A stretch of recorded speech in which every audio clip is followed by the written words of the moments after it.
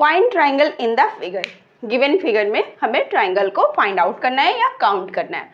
चलिए देखते हैं।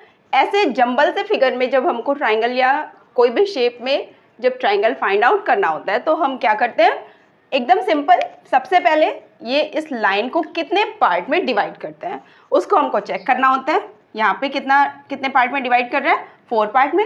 सेम एज यहाँ पे भी 4 पार्ट में एंड यहाँ पे भी 4 पार्ट में। तो करना कुछ नहीं है, इसका एक सिंपल सा फॉर्मूला है 2n² - 5। यहाँ जो n है वो लाइन को कितने पार्ट में डिवाइड करता है उसका नंबर है। n यहाँ पे हमारे पास 4 है, रख देंगे यहाँ पे। 2 × 4 का square -5, 2 × 16 -5, 32 - 5, 12 27। Option number second 27 will be the right answer. Coding decoding का ये क्वेश्चन यूपीएसआई में पूछा गया था। आइए देखते हैं ये कैसे सॉल्व होगा। THEME कोडेड एज VJGOG, ठीक है। देन AWARD कोडेड एज पूछा गया है, ठीक है। इसकी कोडिंग तो आइए देखते हैं। हम देख पा रहे हैं कि T और V में 2 का गैप दिख रहा है हमें, फिर H और J में भी सेम दिख रहा है।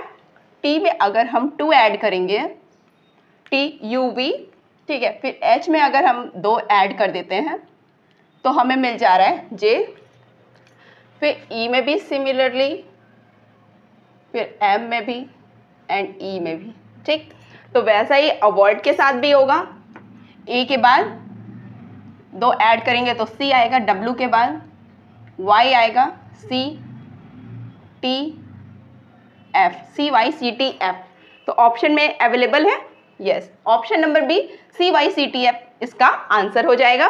सेलोगिज्म का ये प्रश्न SSC MTS में पूछा गया था। इसमें स्टेटमेंट क्या दिया हुआ है, सभी कौवे पक्षी हैं।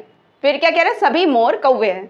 रिजल्ट क्या दिखा रहा है, एक है निष्कर्ष आपका 1, सभी मोर पक्षी हैं। सेकंड क्या है, सभी पक्षी मोर हैं। आइए देखते हैं कौन सा फुलफिल करेगा कौन सा नहीं करेगा। चेक करते हैं। सभी कौवे पक्षी हैं, पहले हमने कौवे बनाए, फिर कह रहा है सभी कौवे जो है वो पक्षी हैं, ठीक है। फिर सभी मोर कौवे हैं, यहाँ कहीं पे मोर होंगे, वो सारे के सारे मोर जो है वो कौवे हैं। अब इसका रिजल्ट क्या आया, कह रहा है सभी मोर पक्षी हैं। हाँ, सभी मोर पक्षी हैं, सभी पक्षी मोर हैं। ये नहीं कह सकते कि सारे पक्षी जो है वो मोर ही होंगे, इसलिए ऑप्शन इसका निष्कर्ष केवल एक फॉलो करेगा। ऑप्शन में सी ऑप्शन आपका करेक्ट हो जाएगा, केवल निष्कर्ष 1 फॉलो करेगा। कैलेंडर का बहुत ही बढ़िया सा सवाल है। यदि 1 अक्टूबर को बृहस्पतिवार है तो 5 नवंबर को कौन सा दिन होगा।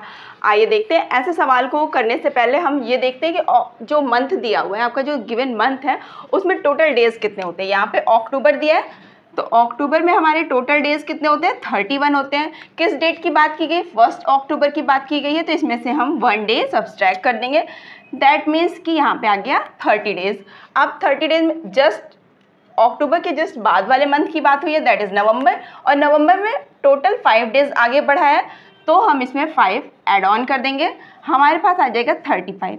अब हम इसको 7 से डिवाइड करेंगे। 7 से ही क्यों करेंगे, क्योंकि आपके वीक्स में 7 डेज होते हैं। 7 5 35, जो रिमाइंडर आएगा, यहाँ पे तो 0 आया, 0 रिमाइंडर का मतलब है जो दिन आपका 1 अक्टूबर को था, दैट इज बृहस्पतिवार, वही दिन आपका 5 नवंबर को होगा। तो ऑप्शन में ऑप्शन नंबर 4 बृहस्पतिवार will be the right answer. Blood relation का ये क्वेश्चन है। P, Q और R की माता है। यदि R के पति S है तो P S की कौन है। सबसे पहले P जो है वो आपकी माता है तो फीमेल होंगी। किसकी माता है, Q और R की, ठीक है, Q एंड R। अभी हमें R और Q का जेंडर नहीं पता। R के पति S है, R यानी कि फीमेल होंगी। इनके हस्बैंड हैं तो वो होंगे S, that is male candidate. तो P S की कौन है, P एंड S में रिलेशन फाइंड करना है। P S की कौन है, P के रेफरेंस में पूछा गया है, तो यहाँ पे ऑप्शन नंबर सेकेंड सास will be the right answer. Coding decoding का ये क्वेश्चन है। If bank is coded as फेरो देन क्लर्क विल बी, ये पूछा गया है। आइए देखते हैं। B में अगर हम 4 ऐड कर रहे हैं तो हमें मिल जा रहा है F। B में जब हम 4 ऐड कर रहे हैं तो F मिल रहा है। सेम A में हम 4 ऐड कर रहे हैं तो E मिल रहा है। N में हम 4 ऐड कर रहे हैं तो R मिल रहा है। सेम K में अगर हम 4 ऐड कर रहे हैं तो हमें मिल जा रहा है O। तो ऐसा ही हम क्लर्क में भी करेंगे। C में जब हम 4 ऐड करेंगे तो हमें मिलेगा G, L में हम 4 ऐड करेंगे तो मिलेगा P, E में हम 4 ऐड करेंगे तो मिलेगा I, R में हम 4 ऐड करेंगे तो मिलेगा V, एंड K में जब हम 4 ऐड करते हैं तो हमें मिलता है O। तो option number 1 GPIVO will be the right answer. Number analogy का ये बहुत ही बढ़िया सा क्वेश्चन है। 31:90, $43:42 क्वेश्चन मार्क। क्वेश्चन मार्क के प्लेस पे कौन सा नंबर आएगा ये हमसे पूछा है। आइए देखते हैं। 31 में अगर हम 1 सब्सट्रैक्ट करते हैं तो हमें मिल जाता है 30। 30 में अगर हम 3 से मल्टीप्लाई कर दें तो हमें मिलता है 90, जो कि ये वैल्यू है। अब क्या ये इस पर भी अप्लाई होता है? आइए चेक करते हैं। 43 - 1 दैट इज 42 मल्टीप्लाइड बाई 3, यहाँ से आ गया 126। ऑप्शन में अवेलेबल नहीं है, तो इसका मतलब यहाँ ये कॉन्सेप्ट नहीं लग रहा है। फिर दूसरी बार ट्राई करते हैं। 31 - 1, इसकी यूनिट डिजिट का स्क्वायर, तो यहाँ पे आ गया 30 मल्टीप्लाइड बाई 3, ये हमें दे देगा 90। ये वाली कंडीशन फुलफिल हो रही है। आफ्टर दैट अब ये इस पे भी लगा के देखते हैं। 43 माइनस इसकी यूनिट डिजिट का square, 43 - 9 that is 34। 34 multiplied by 3, यहाँ से हमें मिल गया 102। ऑप्शन में अवेलेबल है option number A, 102 will be the right answer. Calendar का एक बहुत ही बढ़िया सा क्वेश्चन दिया हुआ है। 2008 से सेम कौन से ईयर का कैलेंडर होगा? तो ऐसे में जो गिवन ईयर होता है दैट इज 2008, इसको हम चेक करेंगे कि कहीं ये लीप ईयर तो नहीं।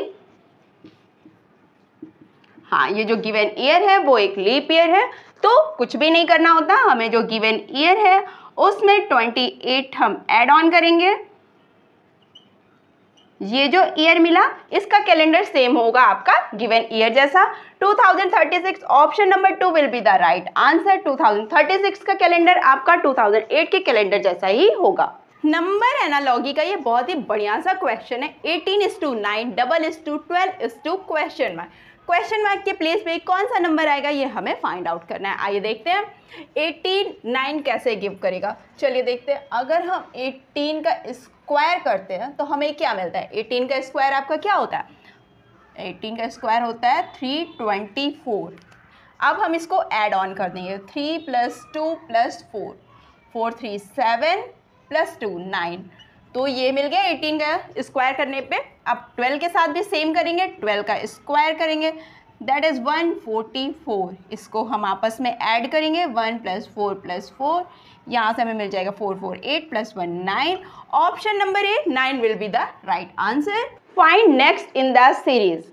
अल्फ़ाबेटिकल सीरीज दी हुई है। क्वेश्चन मार्क के प्लेस पे कौन सा अल्फ़ाबेट आएगा ये हमसे पूछा जा रहा है। आइए देखते हैं कैसे सॉल्व करते हैं।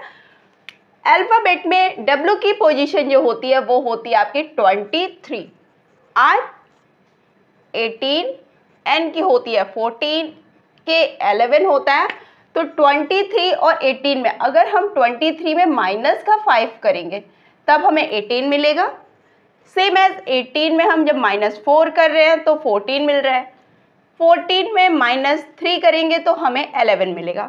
नेक्स्ट नंबर जो भी है उसमें हमें माइनस का 2 करना पड़ेगा। 11 में -2 करते हैं तो हमें मिलता है 9। अच्छा, अल्फ़ाबेट में 9 नंबर पे कौन सा अल्फ़ाबेट असाइन है? वो है आपका I। तो नेक्स्ट नंबर सीरीज का कौन सा होगा? I होगा। Option number 3 I will be the right answer.